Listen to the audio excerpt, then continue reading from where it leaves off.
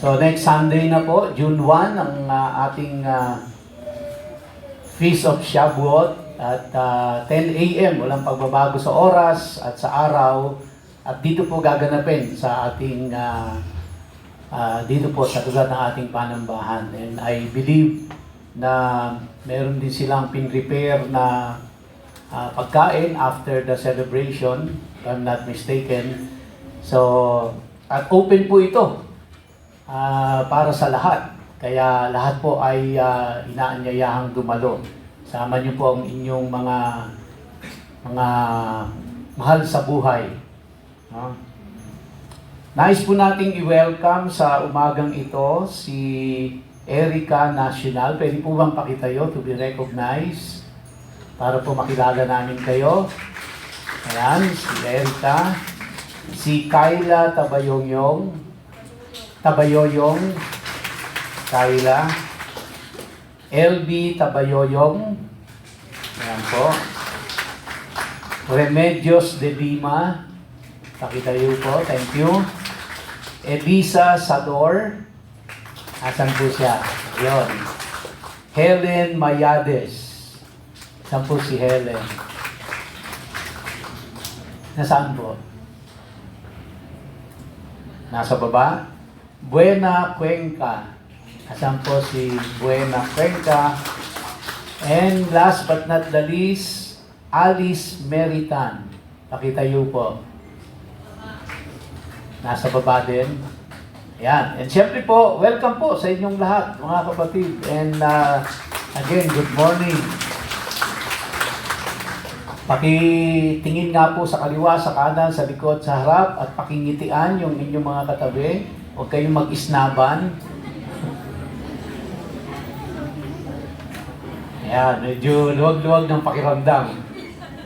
Alright, so, well, bago po tayo magsimula sa ating panibagong topic for this morning, tayo po muna ay saglit na manalangin. Aming Ama, aming Diyos, aming Panginoon, sama-sama po kaming lahat, buong puso at buong pagpapakumbaba na dumudulog sa iyo sa oras na ito. At hinihiling po namin, bigyan mo kami ng gabay, ng kaliwanagan sa iyong mga salita. Tulungan mo po kaming lahat na ito ay aming maunawaan. Tulungan mo po ako, O Diyos, na ito ay aking maipaliwanag ng maayos at ito ay maintindihan. Salamat po, Panginoon, sa panibagong pribileyo at pagkakataon na ipinagkaloob mo sa amin sa umagang ito upang muli ay amin pong mapakinggan ang iyong mga pangaral mula sa iyong mga salita. Salamat po, O Diyos, sa iyo po ang papuri at pasasalamat at pagdakila sa pangalan ni Yeshua. Amen. Ang topic po natin ngayon ay Leviticus chapter 11. Para po sa ngayon lamang nakadalo, tinatalakay po natin ang mga aklat sa Biblia. At ito ay tinatawag nating Torah. At sinimulan po natin ito sa Genesis. At ngayon ay nasa Leviticus na po tayo. So Genesis, natapos natin ng 2.5 years. Yung Exodus, natapos din natin ng 2.5 years. At itong Leviticus, hindi ko po alam kung 2.5 years din. Pero tayo po ay nagsimula sa chapter 1 ng Leviticus at ngayon po ay nasa chapter 11 na tayo. Now, ang topic po natin ay pinamagatan nating Holiness, Purity, and Dietary Laws. Mga batas tungkol sa pagkain. Mahalaga ba itong pag-usapan? At ito ba'y napapanahon na ating talakayin?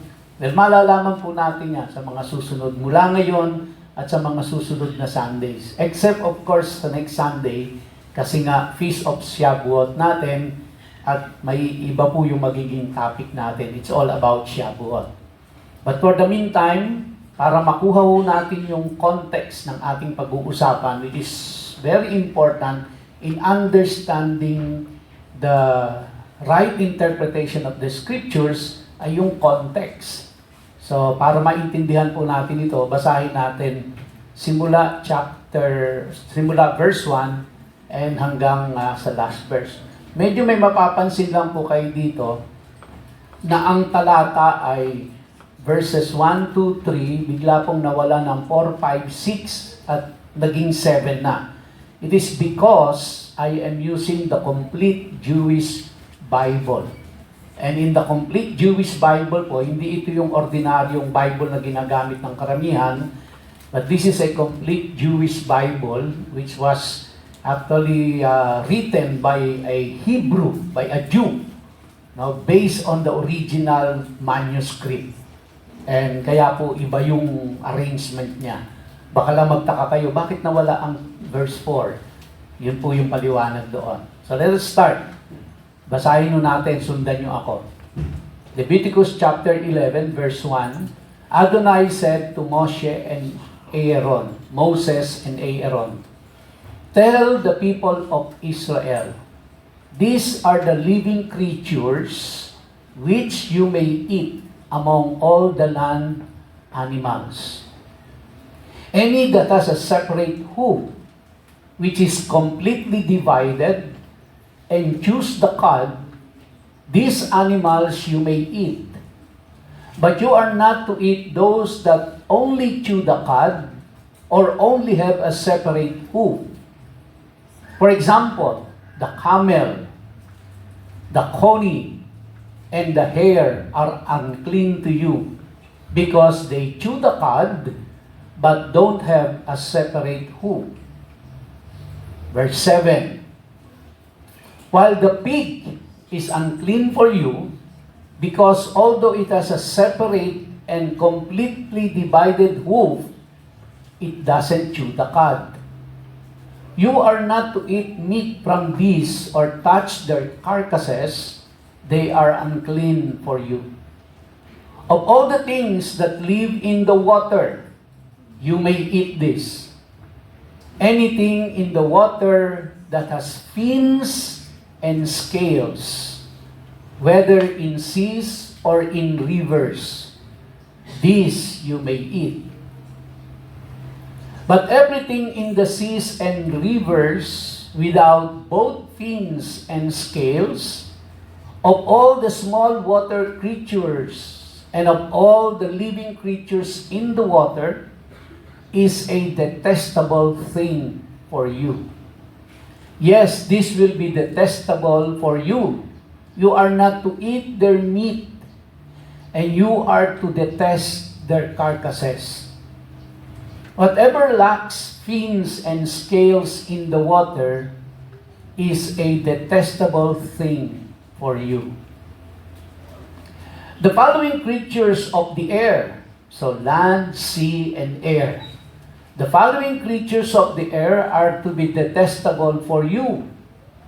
They are not to be eaten. They are a detestable thing. The eagle, the vulture, the osprey, the kite, the various kinds of buzzards, the various kinds of ravens, the ostrich, the screech owl, the seagull, the various kinds of hawks,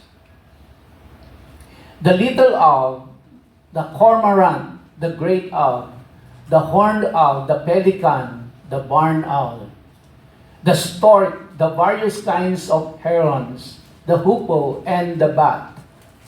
All winged, swarming creatures that go on all fours are a detestable thing for you.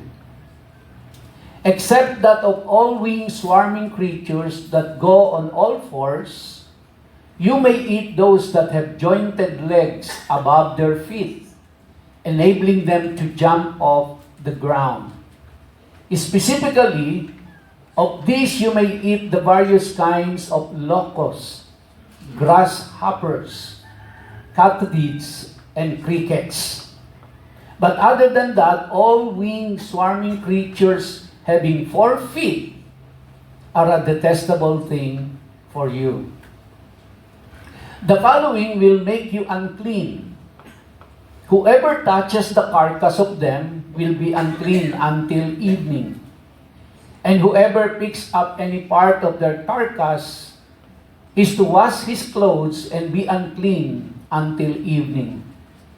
Every animal that has a separate but incompletely divided hoof, or that doesn't chew the cud, is unclean for you. Anyone who touches them will become unclean. Whatever goes on its paws among all animals that go on all fours is unclean for you. Whoever touches its carcass will be unclean until evening. And whoever picks up its carcass is to wash his clothes and be unclean until evening. These are unclean for you. The following are unclean for you among the small creatures that swarm on the ground: the weasel, the mouse, the various kinds of lizards, the gecko, the land crocodile, the skink, the sand lizard, and the chameleon. They are unclean crawling creatures. Whoever touches them when they are dead will be unclean until evening. Anything on which one of them falls when dead will become unclean. Wooden utensils, article of clothing, leather, sacking, any utensil used for work, it must be put in water, and it will be unclean until evening, then it will be clean. If one of them falls into a clay pot, whatever is in it will become unclean, and you are to break the pot. Any food permitted to be eaten that water from such a vessel gets on will become unclean, and any permitted liquid in such a vessel will become unclean. Everything on which any carcass, part of theirs, falls will become unclean, whether oven or stove. It is to be broken in pieces. They are unclean and will be unclean for you. Although a spring or cistern for collecting water remains unclean, but anyone who touches one of their carcasses will become unclean. If any carcass part of theirs falls on any kind of seed to be sown, it is clean. But if water is put on the seed and a carcass part of there falls on it, it is unclean for you. If an animal of a kind that you are permitted to eat dies, whoever touches its carcass will be unclean until evening. A person who eats meat from its carcass or carries its carcass is to wash his clothes. He will be unclean until evening. Any creature that swarms on the ground is a detestable thing. It is not to be eaten. Whatever moves on its stomach, goes on all fours, or has many legs, all creatures that swarm on the ground, you are not to eat them because they are a detestable thing. You are not to make yourselves detestable with any of these swarming, crawling creatures. Do not make yourselves unclean with them. Do not defile yourselves with them. For I am Adonai your God. Therefore, consecrate yourselves and be holy, for I am holy. And do not defile yourselves with any kind of swarming creature that moves along the ground. For I am Adonai who brought you up out of the land of Egypt to be your God. Therefore you are to be holy, because I am holy. Such then is the law concerning animals, flying creatures, all living creatures that move about in the water, and all creatures that swarm on the ground. Its purpose is to distinguish between the unclean and the clean, and between the creatures that may be eaten and those that may not be eaten. So, sa Genesis chapter 2, verse 15 to 17, dito po natin makikita ang kauna-unahang Torah or ang kauna-unahang batas o ang kauna-unahang utos ng Diyos sa tao. At ito po ay may kinalaman sa pagkain. Basahin mo natin sa verse 15 ng Genesis chapter 2. Adonai, God, took the person and put him in the Garden of Eden to cultivate and care for it. So si Adan ito. Adonai, God gave the person this order. Ang kauna-unahang tao sa balat ng lupa na kanyang nilikha. Ibinigay niya ang order na ito. At ang sabi ng Diyos, you may freely eat from every tree in the garden, except the tree of the knowledge of good and evil, you are not to eat from it. Because on the day that you eat from it, it will become certain that you will die. Kaya, mahalaga ho bang pag-usapan ang tungkol sa pagkain? Mahalaga bang naintindihan natin kung ano ang batas ng Diyos pagdating po sa pagkain? Ito po bang mga batas na ibinigay ng Diyos na ito sa Israel ay applicable sa atin? Now, tandaan niyo po, si Adan pa lang ang tao dito, wala pang Israelita.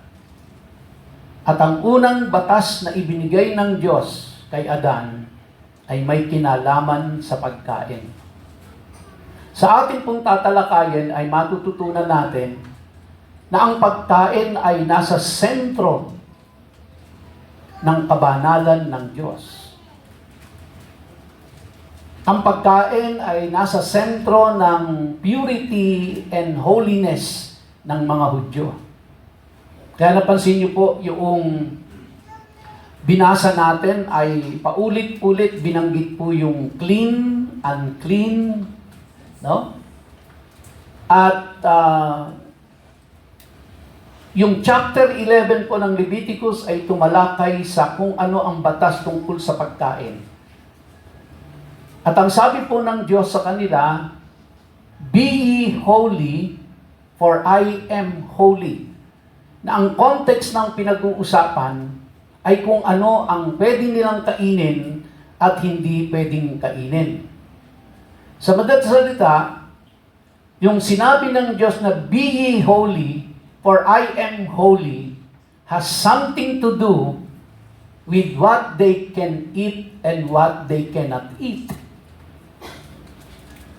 So mahalaga po yung pagkain. Dahil yung context ng Diyos na utos ng be ye holy for I am holy ay connected siya sa kung ano ang pwede nilang kainin at hindi nila pwedeng kainin. At ang mga tao po noon, ang mga Hudyo ay dahil sinabi ng Diyos sa kanila na be ye holy for I am holy, ang mga Hudyo po noon ay talagang ang buong buhay nila ay nakafocus kung paano nila gagawing holy ang sarili nila. Dahil yun ang utos ng Diyos sa kanila.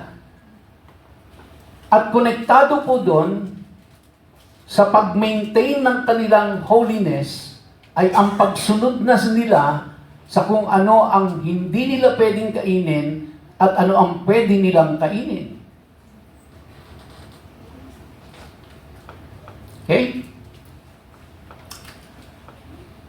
In Leviticus chapter 10, last Sunday, tinalakay po natin dito, but I did not elaborate on verse 9 and 10. Ang sabi po doon sa mga priest, kung natatandaan nyo, ito po yung chapter na nagkasala si Nadab and Abihu, ang mga anak ni Aaron na high priest, na dahil nag-offer sila ng strange fire at hindi sila sumunod sa direksyon ng Diyos, sa utos ng Diyos, right then and there, pinaslang sila ng Diyos sa pamamagitan ng apoy galing sa langit at sila ay sinunog sa harapan ng mga tao. At doon sila ay namatay right away. And then, ka-ordained pa lang nila bilang mga priest. Sa verse 9, sabi po doon, bilin niya doon sa mga priest, kay Aaron at doon sa mga priest, don't drink any wine or other intoxicating liquor. Neither you nor your sons with you, when you enter the tent of meeting, sa kanilang tabernacle, so that you will not die. This is to be a permanent regulation through all your generations.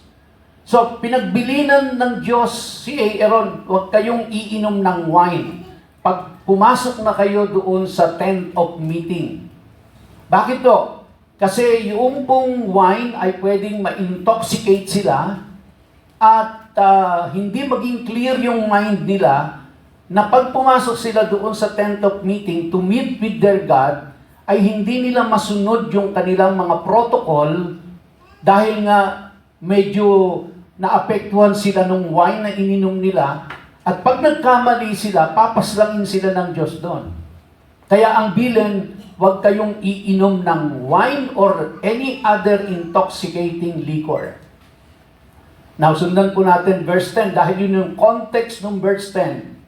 Sabi doon, so that you will distinguish between the holy and the common, and between the unclean and the clean. So, huwag kayong iinom ng wine para you have a clear mind dahil kailangan madistinguish nyo kung ano yung holy at kung ano yung common.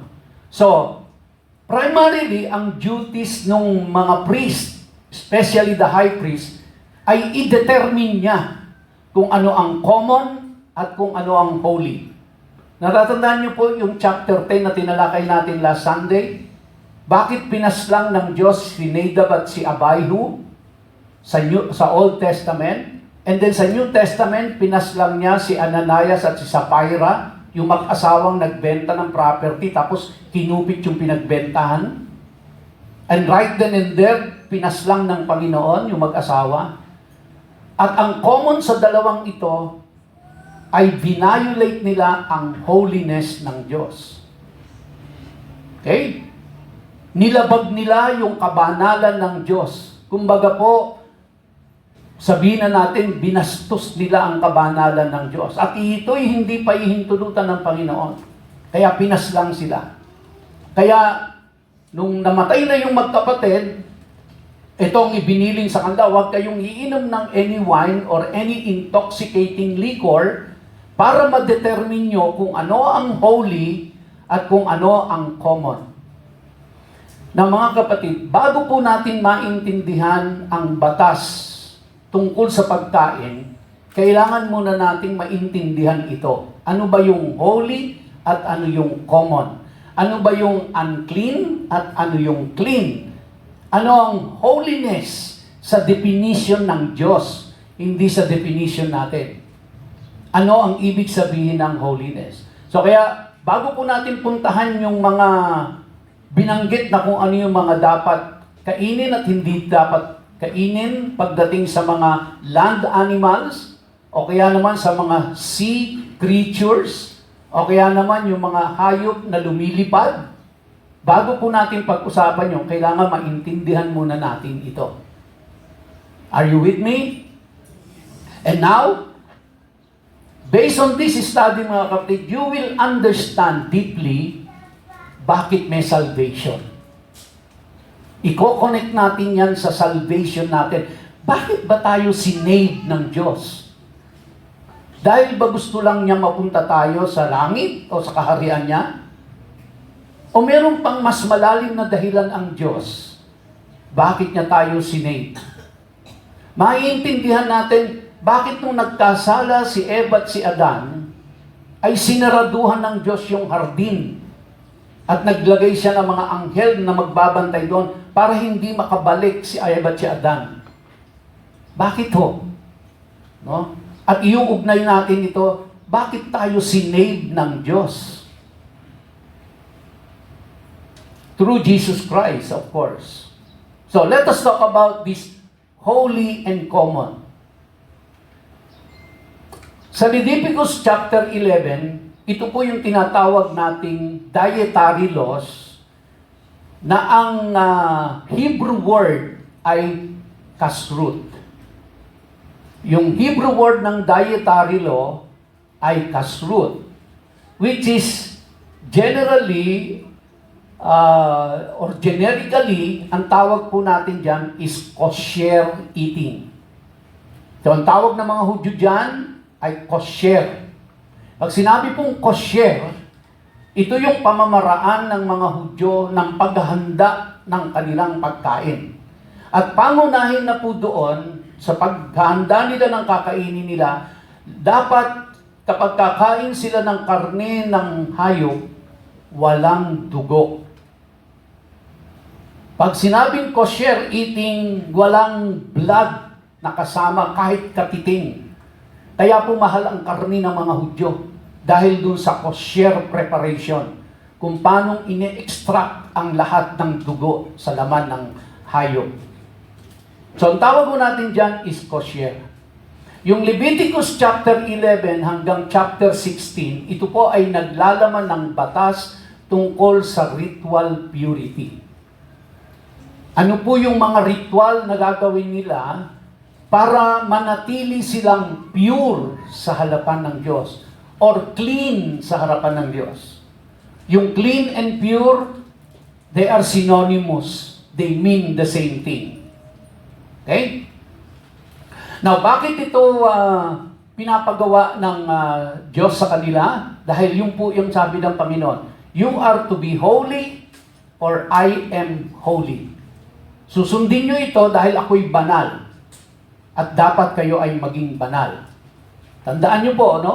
Itong pinag-uutos ng Diyos na maging banal sila ay may kaugnayan sa pagkain nila. Yun po yung context niya, no? Okay. Para po sa mga Israelita, nothing more important for Israel than purity and holiness. Yan po yung pinaka-paramount sa kanila, pinaka-importante sa kanila yan. To remain pure and holy.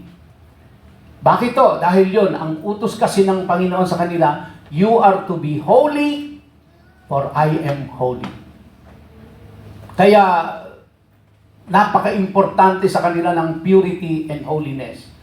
At yung purity and holiness nila na yon ay nakakonekta sa kung ano ang kinakain nila. Maunawaan din ho natin later na hindi ho ito pang Hudyo lang. Actually, ganito po, let me put it this way. Ito ay pang Hudyo lang. So, ibig sabihin, hindi applicable sa atin? Hindi po. Applicable sa atin yan dahil tayo po, nung nanampalataya tayo sa Panginoong Jesucristo, in the eyes of God, we are a spiritual Jew. Kaya kung titingnan ho natin, spiritually speaking, hindi tayo mga Pilipino. Tayo po ay mga Hudyo, spiritually speaking. Kaya po, itong law ng kasrut ay applicable sa atin. Kaya pag sinabi mong, hindi applicable sa akin yan, kasi hindi naman ako Hudyo. Yan yung paningin mo. Pero sa paningin ng Diyos, kapag ikaw ay nanampalataya sa Panginoong Hesus, ikaw ay na-born again, ikaw ay na-saved, in the eyes of God, you are a Jew. And therefore, since you are now a Jew, spiritually speaking, then the dietary law, which is kasrut in Hebrew, is very much applicable to you. Okay? So, kung yan po ay applicable at nagdidil yan sa purity and holiness, then ibig sabihin po, ang ating pagkain ay konektado sa ating purity and holiness. Kaya mahalaga na intindihan natin. Okay? Ang Diyos po ay hindi gumawa ng dalawang classes of people, no? Na isang Israel at isang, kumbaga, Christian, o mga Jew and Christian. The Torah was given only to Israel. For that matter, the whole Bible is only for Israel.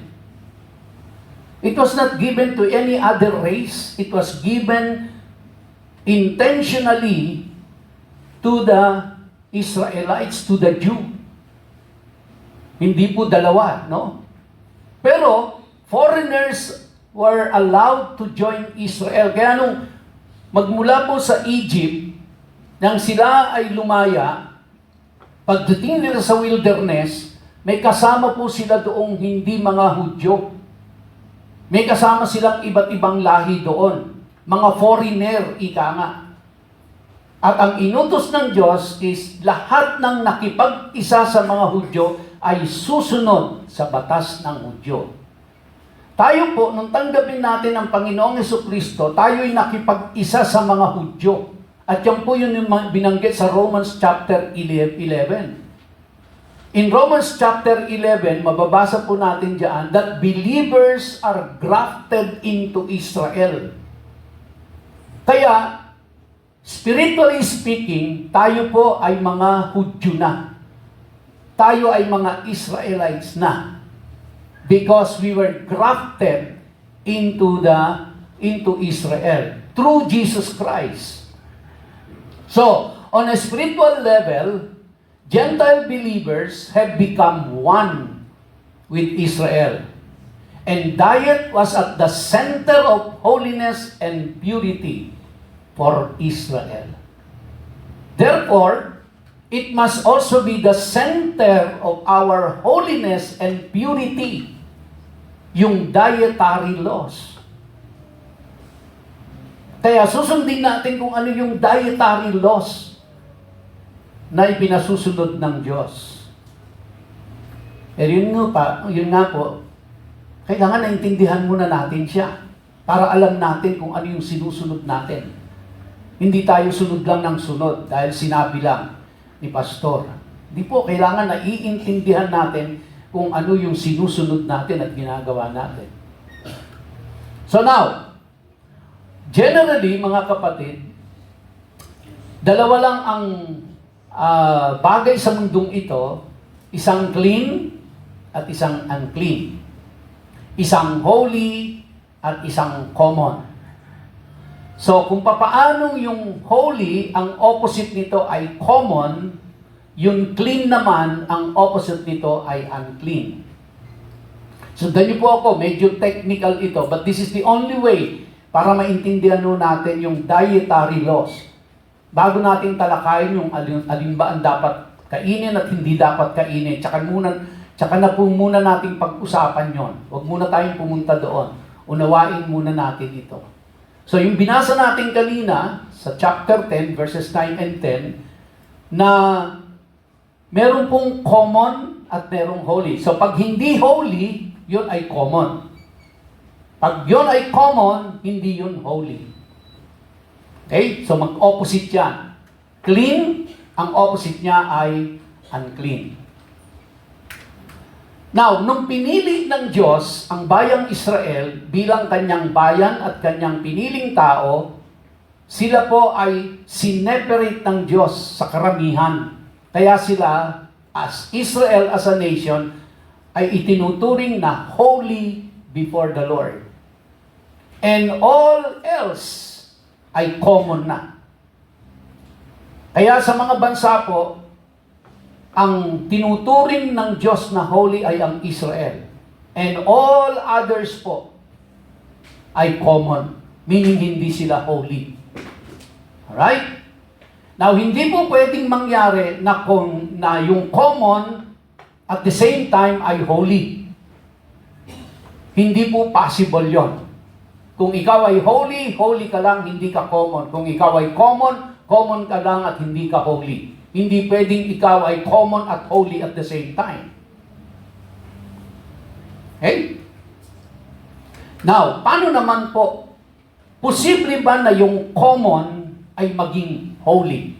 Kasi hindi po pwedeng yung holy ay maging common. Okay? Pero pwede na yung common ay maging holy. Now, tayo po, Since ang mga Israelita, they are considered holy, tayo ay hindi Israelita in the physical sense, then we are not holy, we are common. So, pwede ba na tayong common ay maging holy?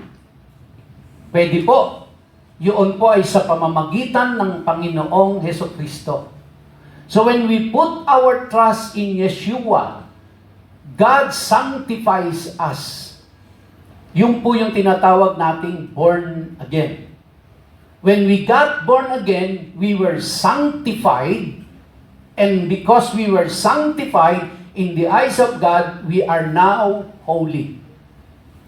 So ikaw na dating common, dahil sa iyong pananampalataya kay Kristo Jesus, hindi ka na common ngayon, ikaw ay holy na in the eyes of God. At hindi ka pwedeng, kung ikaw ay holy na in the eyes of God, hindi na pwedeng ikaw ay common at the same time holy. Okay? Now, ito po ang kaibahan natin doon sa mga Israelita nung panahon ni Moses. Kaya they are very keen na ma-observe nila na sila ay pure and holy. Because during their time, mga kapatid, during their time, yung holiness nila ay hindi permanent. Ang kaibahan ho natin ngayon, because of Jesus Christ, tayo na dating common na ginawang holy ng Diyos dahil kay Kristo Jesus, ang holiness natin ay permanent. Okay?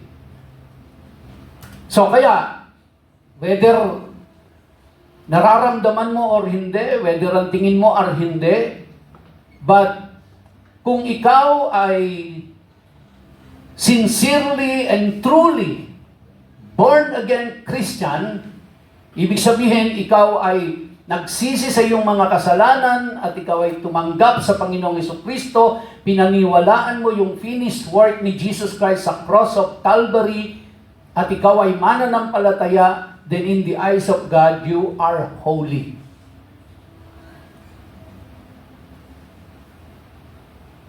Nararamdaman niyo po ba yun that you are holy? Parang, di ba? Parang holy. Pero hindi ka kasi pwedeng maging common and at the same time holy. Isa lang dapat. Kung common ka, common. Kung holy ka, holy. Pero pwedeng yung common maging holy sa pamamagitan ni Kristo. At pag ikaw ay deklaradong holy na ng Diyos because of your relationship with Jesus Christ, then you are permanently holy in the eyes of God. Kaya iiwanan mo na yung common at ikaw ay magiging holy na.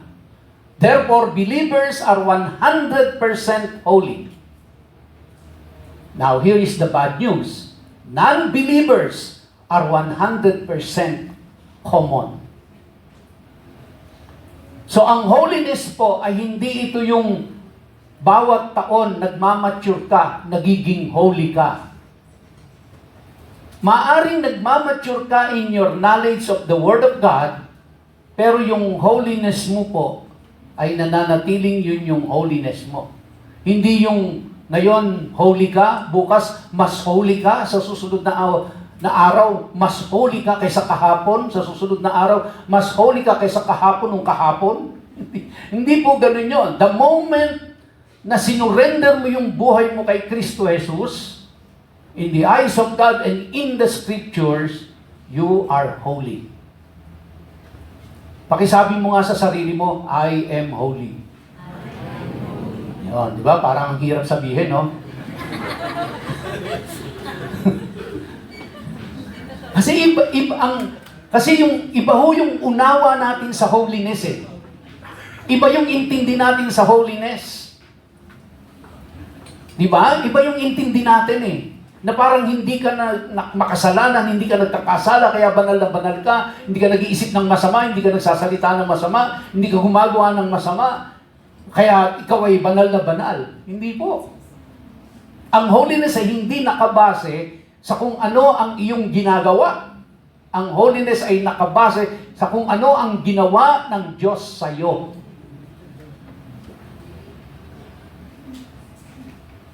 Now, yung pong common, mga kapatid, no? Yan yung common ground natin, yung common. So yung common ay nahati sa dalawa. Pwede siyang isang common na clean, yung common na unclean. Now, yung pong unclean ay hindi kahit kailangan magiging holy.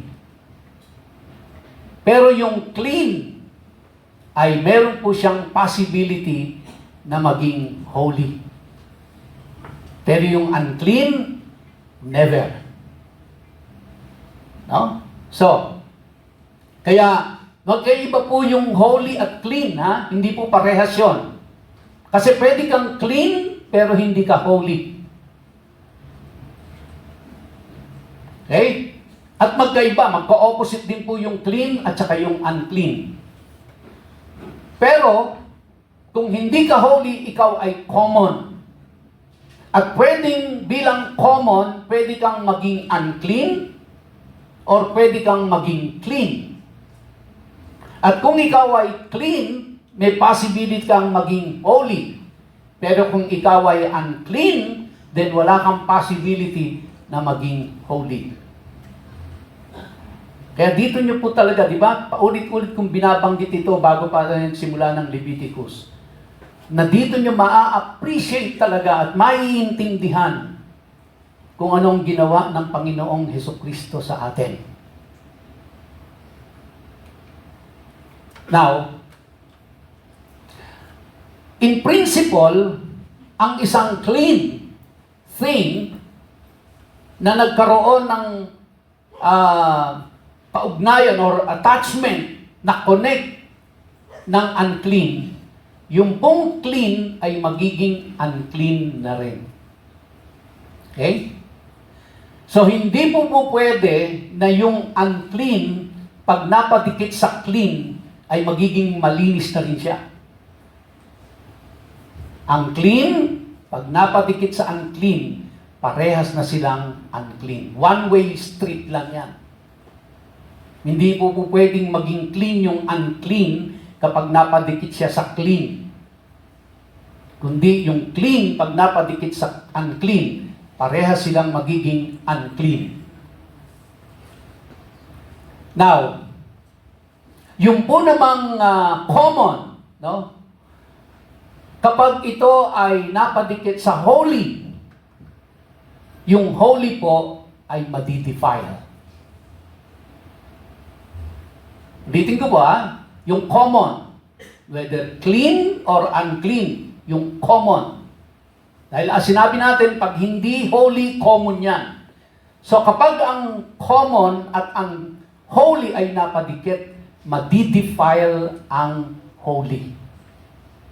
Tandaan niyo pong lahat yan, ha? Tandaan niyo lahat yung sinasabi kong yan. Dahil may kaugnayan ho yan kung bakit pinalabas ng Diyos sa hardin si Eva at si Adan at kung bakit tayo sinave ng Diyos.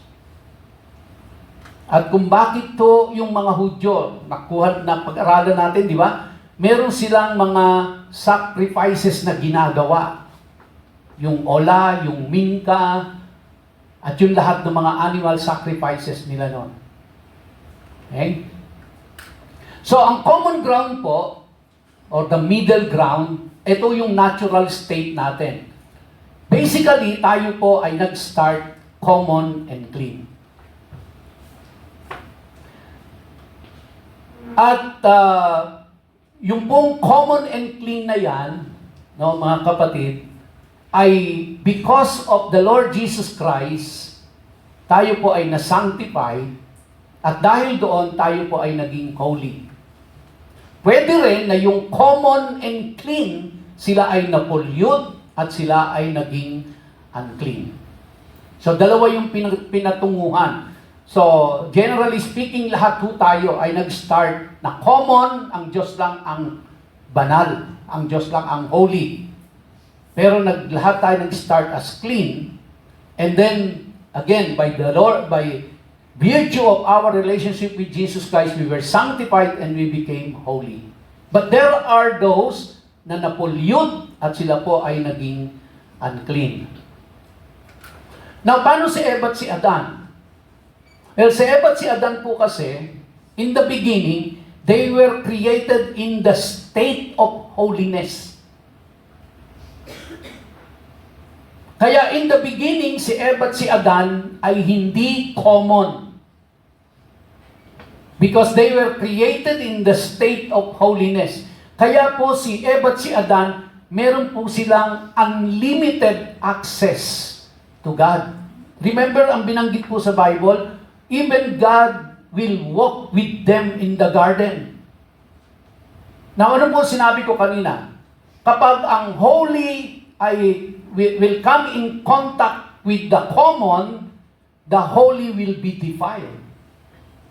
Remember?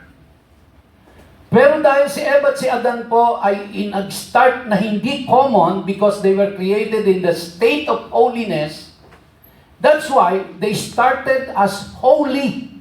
And so, because they are holy and God is holy, then God can walk with them in the cool of the day in the garden, and they have unlimited access to the holy God because they are holy.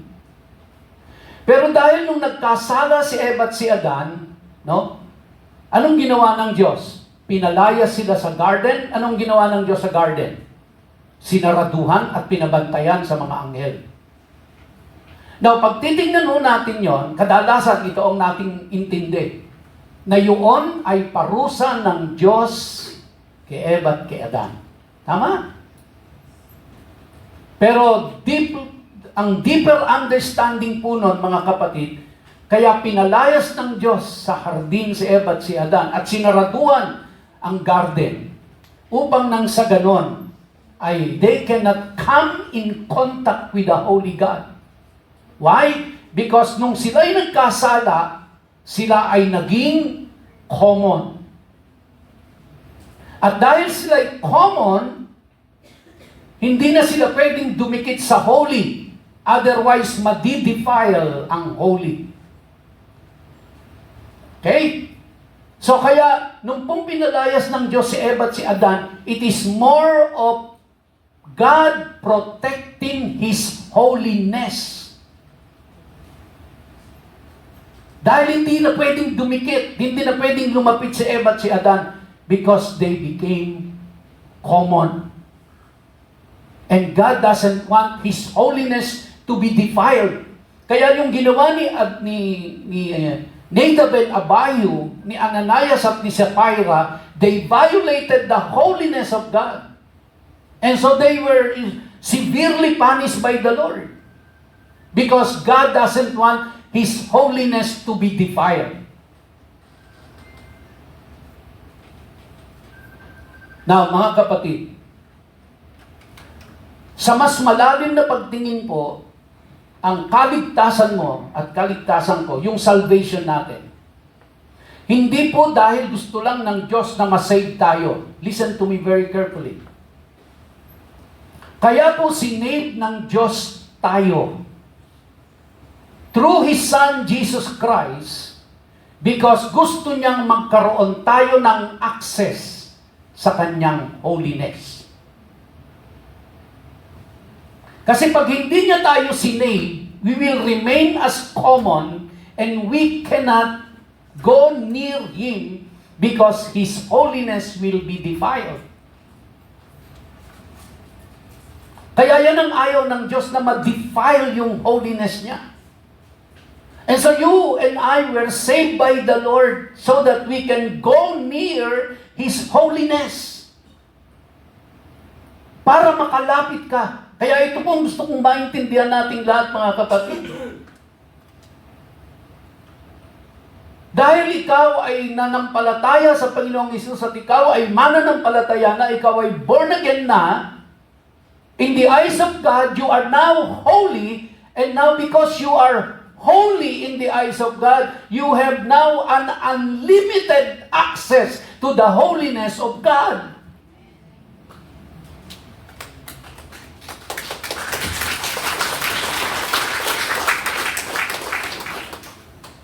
At hindi po mangyayari yon. Dahil walang pwedeng magdeklara sa isang tao na siya ay holy maliban sa Diyos. Hindi po tao ang magdideclare sa iyo na ikaw ay holy.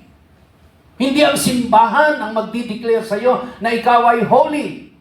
Hindi ang organization ang magdideclare sa iyo na ikaw ay holy. Ang meron lang tanging nag-iisang karapatan na mag-declare sa iyo na ikaw ay holy maliban sa Diyos na holy. At idideklara ka lang ng Diyos na ikaw ay holy kung ikaw ay merong personal na kaugnayan sa kanyang anak na holy.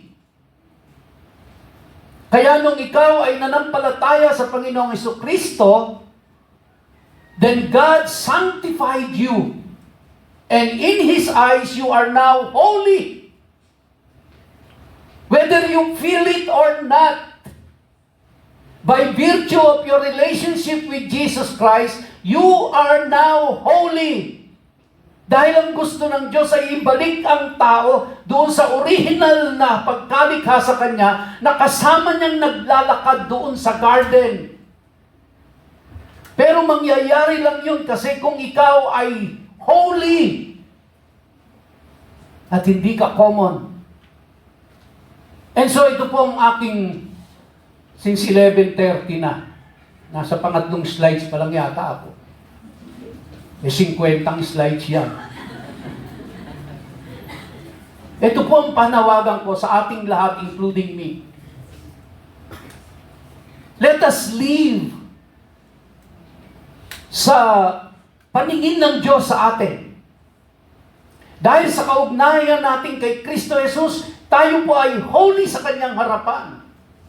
And because we are holy, permanent ho yan, hindi ho yan bukas holy, bukas hindi. Bukas, hindi ho ganun yan. It's a permanent thing na ginawa ng Panginoong Jesus sa atin. Hindi ho tayo ang merong kagagawan nun. Hindi dahil sa ating mga gawa, kaya tayo naging banal tayo dahil sa ginawa ng Panginoong Jesus na pinanampalatayanan natin at pinaniwalaan natin. And dahil doon po, mga kapatid, hindi ko alam kung nasa ang sitwasyon kayo ngayon, but you have an unlimited access to the holiness of God. Naunawanan ba natin yung pribilehiyo na yan? Now, balikan nun natin yung pinag-aralan natin sa mga Hudyo. Anong ginagawa ho nila? Araw-araw may dala silang hayop para ihandog, para sila ay makalapit lamang sa Diyos. Araw-araw nilang gagawin yun, umaga at hapon. Imagine niyo po yun. To maintain their purity and to maintain their holiness. Pero tayo po, because of the Lord Jesus Christ, because of what He did on the cross, at Diyos din naman ang naglagay ng pananampalataya sa atin para paniwalaan natin yun. And because of that, hindi po mag-up and down ang ating purity and holiness. It is a permanent thing. So I want you to live according to that principle that now you as a Christian, you have an unlimited access to the holiness of God. Wow! Mahirap i-grasp, ano? Mahirap i-grasp. Pero yun po yung katotohanan ng scriptures. Kaya kailangan, sabi ko, maintindihan muna natin to bago tayo pumunta sa pagkain. Ha? Bago natin pag-usapan yon. Pero, ilagay po natin sa isip natin, yun ang nakasentro sa holiness and purity nila. Pagkain. Kaya huwag nating baliwalain yan. Huwag nating baliwalain yan. Huwag nating ipagsawalang bahala yan. Dahil mahalaga yan sa harapan ng Diyos. Tandaan niyo po ulit ito bago ako magsara. Ang kauna-unahang utos na ibinigay ng Diyos sa tao ay may kinalaman sa pagkain. At ang kauna-unahang nagpahamak sa buong sangkatauhan ay ang pagsuway ng tao sa pagkain. Tandaan natin yan. At huwag din natin kalilimutan, mga kapatid, as a born-again believer, sanctified by the Lord, you have a permanent holy status in the eyes of God. Therefore, you have an unlimited access to the holiness of God. Tayo po tayong lahat, mga kapatid. Awit po tayo sa Panginoon and let us close in prayer afterwards.